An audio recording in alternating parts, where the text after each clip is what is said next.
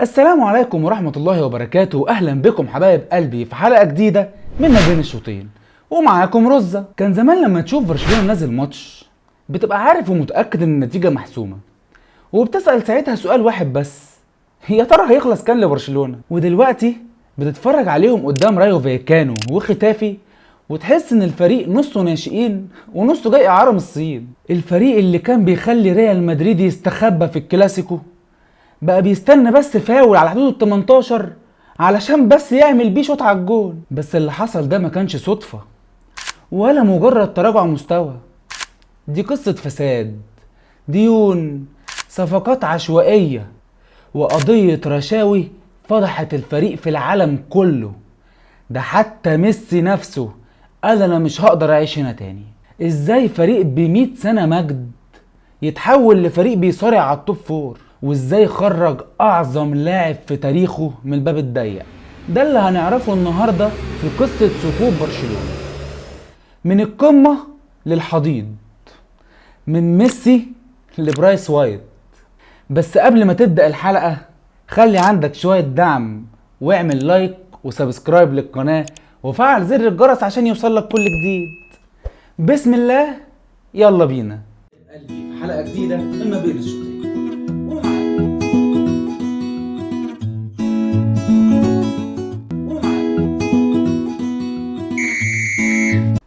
ايام زمان برشلونة كان النادي الاغنى او قريب من الاغنى، بس كانوا بيصرفوا كانهم اغنى من ريال مدريد وبايرن ميونخ مع بعض. ايه يعني 100 مليون في كوتينيو؟ بسيطة. طب ديمبلي ب 105 مليون ومصاب، عادي. طب جريزمان 120 مليون، يلا بينا. النادي كان عامل زي حد كسب في الينصيب وقرر يشتري الدنيا كلها في اسبوع. بس نسوا ان في حاجة اسمها ميزانية، وانك لما تصرف اكتر ما تكسب بتخش في حته سد. الديون بدأت تتراكم والمرتبات بقت خرافية. يعني ميسي مثلا في اخر تجديد ليه كان بياخد 555 مليون في 4 سنين. ايوه 555، ده كان ممكن يشتري بيهم نادي ويعملوا مانشستر سيتي بلون جديد. اعطيله 5. طب مين السبب في كل ده؟ جوزيب ماريا بارتوميو، الرئيس اللي المفروض يلم مصاريف النادي، عمل العكس تماما. مضى مع لعيبة بمرتبات خيالية، جاب صفقات فاشلة، خرب غرفة الملابس، وساب النادي غرقان في الديون. لما مشي لقوا ان النادي عليه ديون باكتر من مليار و300 مليون يورو. ايوه مليار، ده كأنه سالف من نص اوروبا ولسه بيدفعوا الفايدة. والازمة فضلت تكبر، واللي بيجي رئيس جديد بيلاقي نفسه بيطفي حرايق مش بيبني فريق. هنا بقى رابطة الليجا اتدخلت وقالت لهم يا برشلونة مش هتلعبوا براحتكم، في حاجة اسمها قواعد اللعب المالي النظيف. يعني لازم النادي يكون بيصرف بما يتناسب مع دخله. يعني ما ينفعش تكسب 600 مليون وتصرف مليار. فكل ما برشلونة يجي يسجل صفقة جديدة الليجا تقول لهم لا يا باشا مش هنسجله. عايزين تسجلوا قللوا المرتبات، قللتوا مش كفاية بيعوا لعيبة، لسه مش نافع اطلعوا برفع عملية وانزلوا بكرتونة الاستثمار. انت غدت. وده اللي حصل فعلا. النادي بدأ يبيع جزء من حقوق البث وحقوق التسويق وكل حاجة تقريبا عشان يجيب سيولة ويدفع المرتبات ويسجل اللعيبة. بس كل مرة كان بيلم باليمين ويصرف بالشمال. طب نيجي بقى للقنبلة اللي قسمت ظهر برشلونة، وهي قضية نجريرة. الموضوع بدأ لما تقارير خرجت سنة 2023 بتقول ان برشلونة بيدفع فلوس لشركة مملوكة لنجريرة، وده كان نائب رئيس لجنة الحكام في اسبانيا. يعني ببساطة كان في تعاملات مالية بين النادي وراجل مسؤول عن الحكام. قصدك يا سعادة البيه؟ يعني قصدك يا سعادة البيه؟ المبالغ دي وصلت ل7 مليون و300 ألف يورو على مدار سنين. وبرشلونة طلعوا ساعتها قالوا ان دي كانت للاستشارات الفنية وتحليل قرارات الحكام. بس تعالى هنا، انت بتدفع فلوس لنائب رئيس لجنة الحكام وبالشكل ده؟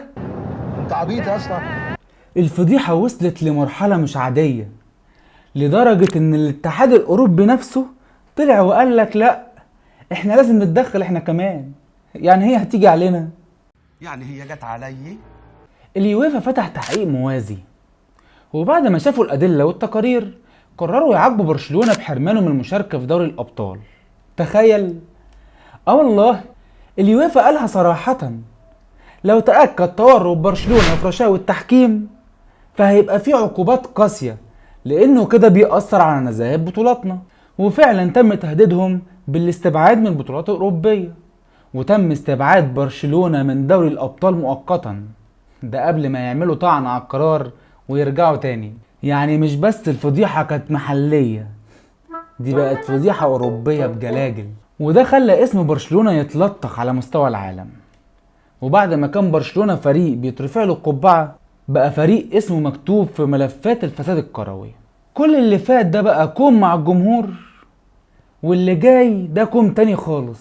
اكتر لحظة كسر الجمهور برشلونة خروج ميسي من النادي.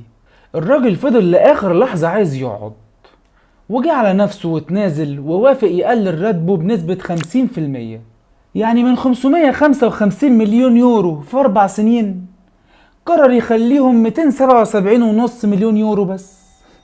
والله يا بلاش. الاسعار ولعت. بس برضه ما قدروش يسجلوه بسبب قواعد اللعب المالي النظيف. يعني تخيل، اكتر لاعب وافي للنادي ومصدر دخلك الرئيسي واسطورتك اللي اتبنت حواليه كل حاجة ما قدرتش تحافظ عليه. في مؤتمر الوداع ميسي كان بيعيط والجمهور بيعيط والدنيا كلها وقفت، بس الإدارة معرفتش حتى تحافظ على وش النادي، ومشي ميسي وانهار الفريق اكتر. وحتى لما رجع يعرض ان هو عايز يرجع تاني، الإدارة قالت له ما عادش في منه الكلام ده، اصل مش هنعرف نسجلك برضه. برشلونة دلوقتي بيحاول يلم اللي باقي، عايز يبني ملعب جديد ويسد ديونه ويلعب بفريق شبه مجاني. بس الحقيقة ان كل ده بدأ من حاجة واحدة بس، هي سوء الإدارة. وبرغم كل السواد ده وكل المصايب اللي نزلت على برشلونة زي المطر في آخر 5-6 سنين، النادي دلوقتي بيحاول يقف على رجله من تاني. رجع يبص لمدرسة اللمسية اللي أصلا كانت السبب في عظمته زمان. بدأ يبني من الشباب اللي قلبهم على الشعار مش على الفلوس. لقينا لامين يامال بيطلع ويقول أنا مش خايف من اللي حصل قبل كده. لقينا ناس زي بدري وجافي اللي بيقولوا احنا جايين عشان نرجع برشلونة من تاني. لسه الطريق طويل، ولسه في قواعد وقوانين في الفيفا اللي بتخليهم تشتري اللعيبة المجانية وتقسط حتى مرتبهم على 8 سنين، بس على الأقل في خطة، في أمل، في فريق بيتبني.